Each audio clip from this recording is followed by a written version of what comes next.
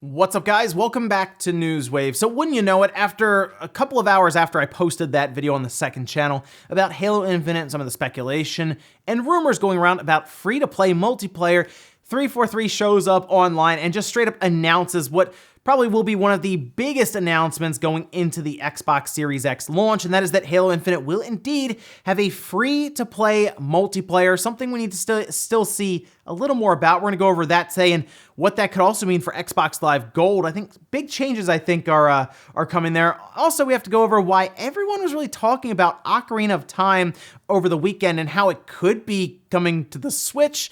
Oh, and Konami is talking about Silent Hill for some reason. It's almost like there might be a game coming up from them. As always, guys, if you enjoy these videos, make sure to hit the like button, helps out a ton. And if brand new here, hit that red subscribe button down below as we head towards 500,000 subscribers. And we're going to start today with Battletoads. Now, the first time I saw Battletoads shown, it was, of course, online. They had a stream going on, and people were talking about the gameplay. And I looked at it and I said, that looks like a Nickelodeon cartoon almost. I don't know how I feel about these visuals with kind of slower gameplay. Well, we now know when it's coming out, and of course it's coming to Game Pass, so the good news is there.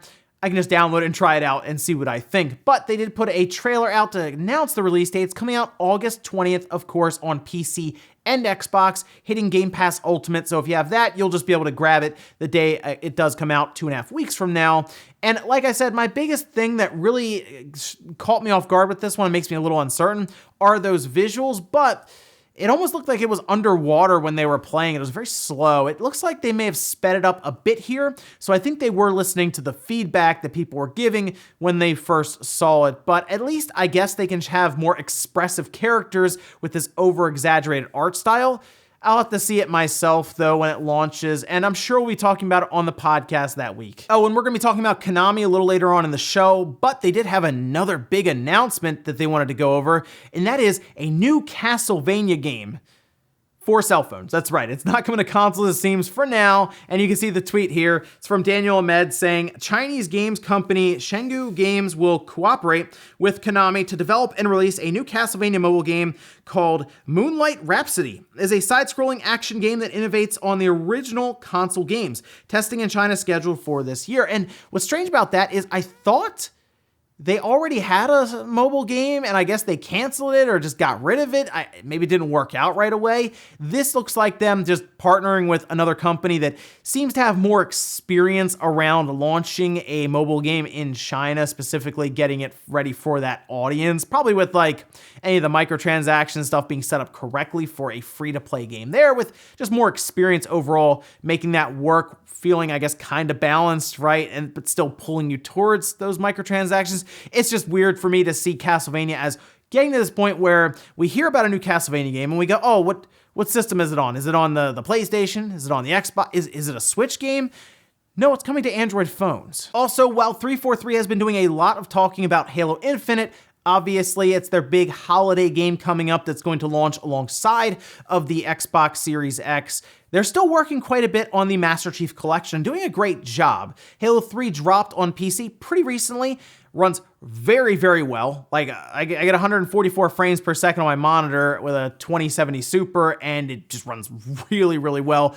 Absolutely love it on PC, and they've been moving everything over throughout 2020, and they're looking to finish it up, I guess, with Halo 4, with Halo 3 ODST coming up still, but they're also going to do a lot of other features they are adding that will kind of bring everyone together. This does include full crossplay, which is pretty cool to see that, and then they also said that they are committing to input-based matchmaking and a custom game browser for Halo the Master Chief Collection, along with all of these other features, including PC file share and even mouse and keyboard support for Xbox. Now, the input-based matchmaking means that if you want to play with other controller users, you can set that up, or if you want to play against keyboard and mouse players, you can do that as well. So again, a lot of options. That's what the Master Chief Collection has really been promoting constantly, is that the options and customization is very high.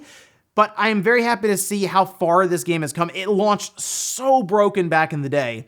It's taken them a long time to get it right, but they got it right. And guys, with some of the quick news out of the way, let's get into the bigger stuff. We're gonna start right away with Halo Infinite and how it will apparently have a free-to-play multiplayer aspect. Now, originally, Smith's Toys had put up some promotional material that I believe they put it up a little too early. Could have been from time zone differences or scheduling, who knows, but it seemed like it was pretty official and it accidentally went on their website. It was pulled down, but of course, the internet went ahead and screenshotted it, and we saw that it said, hey, free-to-play multiplayer up to 120 frames per second. That caught me off guard even.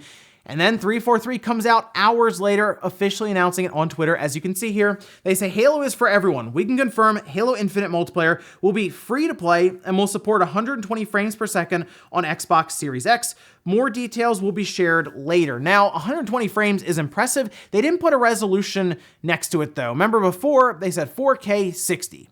I assume this is going to be a dynamic resolution even on the Series X to reach 120 frames per second, because while it didn't necessarily look like a super impressive game visually, I mean, still 120 frames is a pretty high mark to attempt to hit with a console. If you've been playing, like I said, Master Chief Collection on PC, and you have a higher end video card, you're probably playing at 144 frames now anyway, but you should be able to attest to how smooth that feels and how going from 60 to 120 is still a noticeable difference. If you have a monitor now and even just moving the mouse cursor around, going from 60 to 144, 120, it is a big difference. It's hard to describe. People just need to experience it, and it looks like they will be able to later on this holiday with the Series X. Now, the other thing about this, if it is free to play, as they are saying here, is it the entire multiplayer, or is it, as people are spotting over on Reddit now with the Japanese Microsoft page, seeming to mention through translation, keep this in mind, some sort of battle royale mode maybe? Yeah,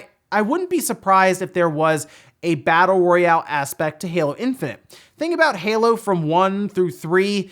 It's kind of already set up for battle royale mode, right? All right, so you drop in with Halo, you have all the same stuff, everything is picked up on the map, there's no loadouts.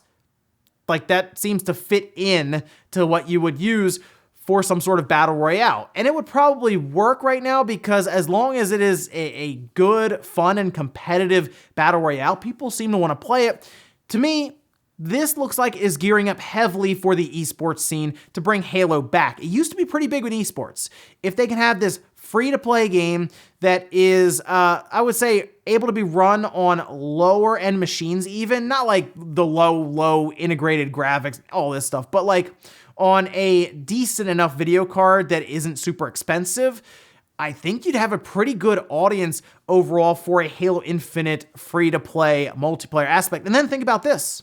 That just means the campaign has to be very large for it to fill out its $60 price tag, and they've already said it's several times larger than 4 and 5 combined. But there is still one issue with this whole idea, and that is Xbox Live Gold, because it's kind of in the way. I mean, think about Halo Infinite. They say it's free to play unless you don't have Xbox Live games with Gold, in which case you got to pay for that, and then it's free to play. Microsoft, for some reason, is the only company with their console that does that. Nintendo and Sony don't require you to pay for their online subscription to play free-to-play games like Fortnite, for example. You just download it and you play without Nintendo Online or PlayStation Plus or any of that. But Microsoft still makes you get Xbox Live games with Gold, which is it brings up the question now, will Microsoft alter it so that free-to-play games are playable without it, which I think is almost a lock now if Halo Infinite is going to be a free-to-play multiplayer game? Or will they just get rid of Xbox Live Gold's requirement as some sort of multiplayer necessity straight up? Like, will you just not need Xbox Live games with Gold to play online anymore? Keep in mind Microsoft's strategy right now. They want you in on Game Pass, right? Straight up. Can they offer extra perks? There's also a thing of, can they continue to build their monthly active users through Xbox if they're the only ones paying for online play? Because the PC gamers are not, right? And technically, cell phone gamers are paying for xCloud. So that's something else to think about there. We'll see, but I mean, I look at this whole thing with Halo Infinite as being free to play, 120 frames. That's all good news. So I'm getting more and more excited, but we got to see what they do with this multiplayer, because I'm really hoping that they show us something that is continuing on that path of classic Halo, as they have said in their blog post. So here's hoping. Next up, let's talk about Legend of Zelda Ocarina of Time and where all of this came from, because on Twitter over the weekend, I saw a lot of people talking about this. Could Ocarina of Time be coming to the Switch? Could they be doing Nintendo 64 games next month as an update to the online service? Now I was trying to figure out where's all this coming from? What's going on? Turns out the trademark was renewed. I'm not kidding, that's what it was. I've told you guys before, while it is sometimes fun to see like Eternal Darkness or something get renewed, because it's like, oh, they had to sign paperwork it's saying Eternal Darkness is still theirs or something. I mean, it's still technically just going through the motions, making sure they have all of their ducks in a row when it comes to products and all of that. But still, it was interesting for a lot of people to see this, as specifically they seem to renew the trademark in Europe and Australia, with some people now believing that they are gearing up for something Zelda related. And, well, they might not be too far off. So this year, of course, is the 35th anniversary for Mario, and we see all the stuff they're doing now. Guess what next year is? That's the 35th anniversary for The Legend of Zelda, which is arguably a very large franchise next to Mario, right? Like, you think of Nintendo, you probably think of Mario, and you probably think of Link. That's how it usually is. So it wouldn't surprise me if Nintendo went all out next year for Zelda, Legend of Zelda, as well as they are with Mario. I don't know if they'll have Lego sets. It'd be kind of neat if they did. But I wouldn't be surprised if, since we're talking about this Mario 3D collection that I guess is getting announced, I don't know, soon, they would maybe try something with Zelda, wouldn't they? Like, wouldn't they go back to like how they released it on the GameCube, where they had Ocarina of Time, Majora's Mask, Zelda 1 and 2, which, by the way, was an awesome game to pick up on the GameCube, that little collection. They could move something like that over to the Switch, and it would probably do really, really well. I mean, they would probably fly off shelves, even if they priced it, which, come on, at $60, it's Nintendo. Of course, they would price it at $60. That's still a lot. That's a lot of value there at that $60, at that $60 price tag. So I wouldn't be shocked if that's what it is. I don't necessarily think next month, when we have that anniversary for Nintendo Switch Online and we assume a new system is being added, I don't necessarily think it's going to be Nintendo 64.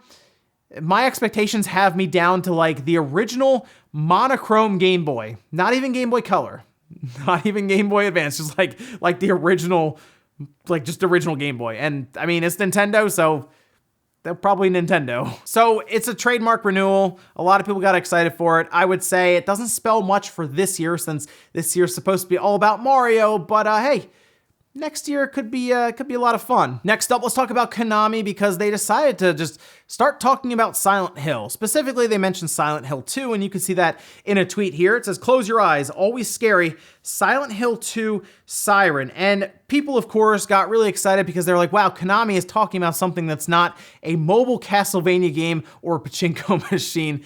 The idea of Silent Hill coming back as some big third-party exclusive for the PS5 has got people very, very excited, because that is the current rumor going around right now, and could even be announced the next, we'll say, 2 or 3 weeks, very possible, right? But of course, Konami is trying to say, oh, wait, hold on, guys, let's not get too crazy here. They responded with this on Twitter, saying, "We are sorry we got people fired up. Anything official would come from Silent Hill, at Silent Hill, or an event or something. Not from us. We were just being fans and enjoyed the noise memories. Sorry, everyone. Did mean to kill your Friday mood."